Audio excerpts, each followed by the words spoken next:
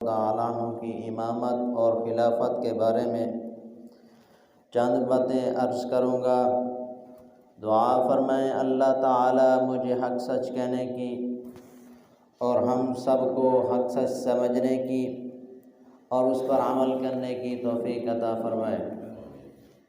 بھائیو، دوستو، بزرگوں، سیدنا صدیق اکبر رضی اللہ تعالی عنہ وہ صحابی ہیں جن میں حضور علیہ السلام کی تمام صفات، تمام کمالات حضرت سیدنا صدیق اکبر رضی اللہ تعالی عنہ میں تھے۔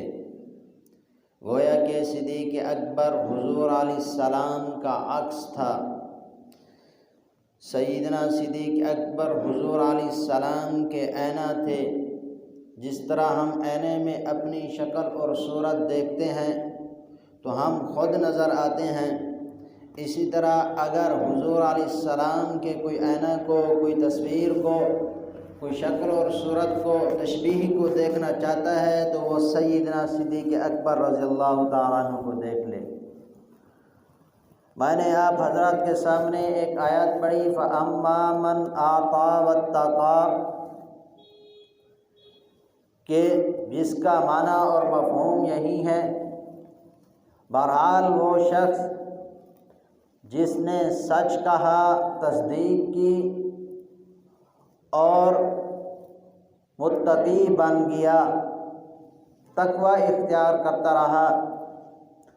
اسی طرح دوسری آیت میں وَسَيُجَنَّبُهَا الْأَتْقَىٰ، اللہ تبارک و تعالی نے اتقیٰ کو آزاد کر دیا، جہنم سے آزاد کر دیا۔ اتقیٰ کون ہیں؟ وہ سیدنا صدیق اکبر رضی اللہ تعالی عنہ ہیں۔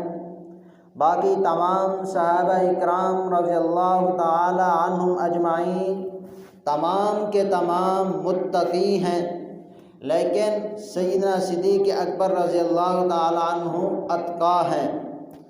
اتقیٰ اسے کہتے ہیں جس سے کوئی اور زیادہ متقی نہ ہو، سب سے زیادہ پرہیزگار، متقی، گناہوں سے بچنے والا، اللہ تعالیٰ اور اس کے رسول کی فرما برداری اور اطاعت کرنے والا، ان سے زیادہ کوئی اور متقی نہ ہو، کوئی اور اتقیٰ نہ ہو۔ تو یہ صفت صرف صدیق اکبر رضی اللہ تعالیٰ عنہ کو حاصل ہے۔ اس وجہ سے امامت کے لیے امام جس کو مقرر کیا جائے وہ تمام کمالات کا مستحق ہو، اس میں تمام کمالات پائے جائیں جو حضور علیہ السلام میں پائے جاتے تھے۔ حضور علیہ السلام کو تو اللہ تعالیٰ نے نبی بنا کر بھیجا، ان میں تمام کمالات تھے۔ اس وجہ سے کہ صدیق حضور کے بعد خلیفہ مقرر ہونے تھے، نائب مقرر ہونے تھے، امامت کا منصب سنبھالنا تھا، اس وجہ سے ان میں بھی تمام کمالات حضور علیہ السلام کے پائے جاتے ہیں۔ جب آپ صلی اللہ علیہ وسلم مرض الوفات میں تھے کہ آپ بیماری کی حالت میں تھے، سیدنا صدیق اکبر رضی اللہ تعالیٰ عنہ نمازیں پڑھاتے رہے۔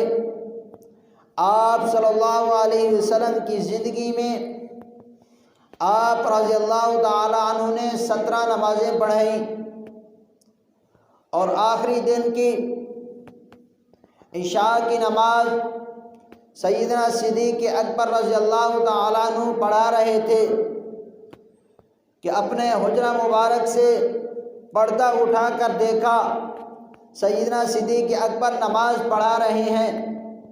حضرت علی مرتضیٰ، حضرت ابن عباس رضی اللہ تعالی عنہ آپ صلی اللہ علیہ وسلم کو لے کر آئے۔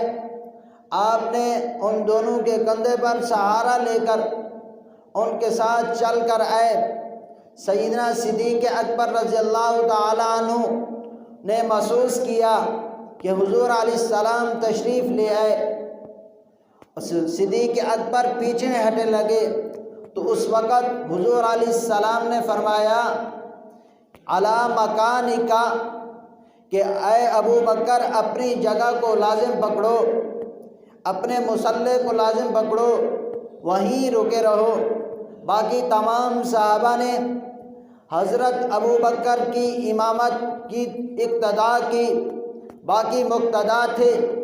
حضور علیہ السلام پھر آگے کھڑے ہو گئے، صدیق اکبر نے حضور علیہ السلام کی اقتداء کی اور باقی تمام صحابہ نے صدیق اکبر رضی اللہ تعالیٰ عنہ کی اقتداء کی، اور بعد میں حضرت علی، حضرت ابن عباس بھی مل گئے، اس وجہ سے کہ وہ دونوں گواہ ہو جائیں میرے بعد امامت کا مستحق میرے مصلی پر، کہ جو نماز پڑھائے گا امامت کرائے گا وہ صدیق اکبر ہیں، کہ آپ دونوں اہل بیت میں سے ہو، تم دونوں گواہ ہو جاؤ، کوئی دشمن کوئی مخالف تمہیں اکسائے نہیں کہ تم نبی کے مصلی کے وارث ہو، تمہارا رشتہ زیادہ ہے، تم زیادہ مستحق ہو، تمہارا حق بنتا ہے، اس وجہ سے آج تم گواہ ہو جاؤ کہ یہ امامت کے مستحق، امامت کے لائق صدیق اکبر ہیں۔ اس وجہ سے کہ باقی تمام صحابہ نے اقتداء کی، مقتدی ہوئے، حضرت علی مرتضیٰ اور حضرت ابن عباس رضی اللہ تعالیٰ عنہ دونوں گواہ ہو گئے۔ اور ایک مرتبہ آپ صلی اللہ علیہ وسلم نے فرمایا کہ مسجد نبوی کے تمام دروازے بند کر دیے جائیں، صرف ایک دروازہ، ایک کھڑکی کھلی رکھی جائے جو صدیق اکبر رضی اللہ تعالیٰ عنہ کی گھر کی کھڑکی تھی، اس طرف کی کھڑکی کھلی رہے۔ یہ بھی اس بات کی طرف اشارہ تھا سیدنا صدیق اکبر رضی اللہ تعالیٰ عنہ میرے بعد خلیفہ مقرر ہوں گے، میرے بعد نائب مقرر ہوں گے، اور اسی طرح اور بھی بہت سارے دلائل ہیں۔ ایک مرتبہ ایک عورت آئی، حضور علیہ السلام اس وقت بیمار تھے، مرض میں تھے، آپ صلی اللہ علیہ وسلم کو کہتی ہیں یا رسول اللہ صلی اللہ علیہ وسلم آپ سے کوئی کام تھا، کوئی معاملہ تھا۔ آپ صلی اللہ علیہ وسلم نے فرمایا ابھی میں بیمار ہوں، بعد میں آنا۔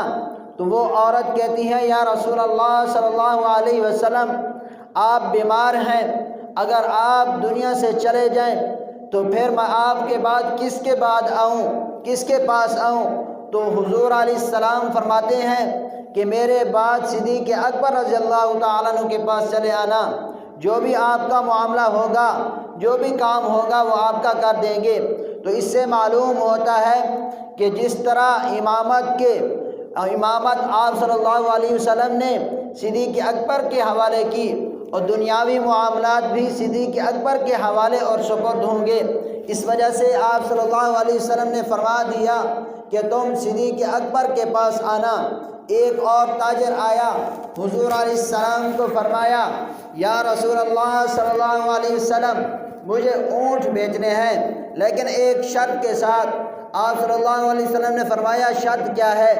تو وہ صحابی کہتے ہیں یا رسول اللہ وہ شرط یہ ہے کہ میں اس کی رقم، اس کے پیسے بعد میں وصول کروں گا۔ تو آپ صلی اللہ علیہ وسلم نے فرمایا یہ شرط منظور ہے۔ حضرت علی مرتضیٰ اس وقت یہ سارا ماجرا دیکھ رہے تھے، فرمایا اس صحابی کو کہا کہ جاؤ حضور علیہ السلام سے پوچھو اگر آپ دنیا سے رحلت فرما گئے تو پھر میں یہ رقم کس سے وصول کروں؟ تو آپ صلی اللہ علیہ وسلم نے فرمایا اگر میں دنیا سے چلا جاؤں، انتقال کر جاؤں، رحلت فرما جاؤں تو پھر تم میرے بعد سیدنا صدیق اکبر رضی اللہ تعالیٰ عنہ کے پاس چلے آنا۔ حضرت علی مرتضیٰ رضی اللہ تعالیٰ عنہ نے اس صحابی کو پھر بھیجا، حضرت سیدنا صدیق اکبر بھی فوت ہو جائیں، اس کے بعد پھر میں کس سے پیسے وصول کروں؟ تو آپ صلی اللہ علیہ وسلم نے فرمایا کہ تم عمر سے وصول کر لینا۔ پھر حضرت علی نے تیسری بار بھیجا کہ جاؤ حضور علیہ السلام سے اب پوچھو کہ حضرت عمر بھی فوت ہو جائیں تو پھر میں کس سے پیسے وصول کروں؟ تو آپ صلی اللہ علیہ وسلم نے فرمایا حضرت عثمان سے پیسے وصول کر لینا، وہ رقم وصول کر لینا۔ اور پھر چوتھی بار حضرت علی نے اس آدمی کو بھیجا، اس صحابی کو بھیجا، آپ صلی اللہ علیہ وسلم سے جا کر پوچھو حضرت عثمان بھی فوت ہو جائیں، اس کے بعد میں پیسے اور رقم کس سے وصول کروں؟ تو آپ صلی اللہ علیہ وسلم نے فرمایا کہ میں بھی فوت ہو جاؤں گا، کہ صدیق اکبر رضی اللہ تعالیٰ عنہ بھی فوت ہو جائیں گے اور عمر بھی فوت ہو جائیں گے، اور عثمان بن عفان رضی اللہ تعالیٰ عنہ بھی فوت ہو جائیں گے، کیا پھر تو دنیا میں زندہ رہے گا؟ کہ تو اتنا عرصہ زندہ رہے گا، تو فوت نہیں ہوگا، تو نہیں مرے گا؟ تو اس سے آپ صلی اللہ علیہ وسلم کے ان تمام فرامین سے، تمام احادیث سے یہ ثابت ہوتا ہے کہ سیدنا صدیق اکبر ہی حضور علیہ السلام کے نائب اور خلیفہ ہیں، وہی امامت کے مستحق ہیں۔